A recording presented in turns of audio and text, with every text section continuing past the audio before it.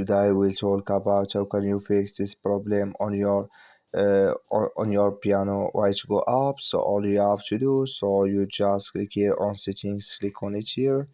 When you just click on settings, it's going to show for you list like this here. Then you go down, just keep going down here, then you click on apps, then come to apps list here, and there you're looking for piano white go up, or just click on search, then here add white or piano white go up, click on it.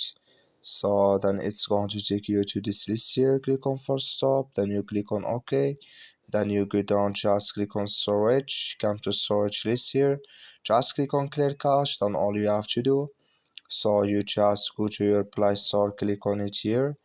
So then here you search here, so just switch into open video here, you search for piano music, go here, you will find update, click on it, and it's going to work with you.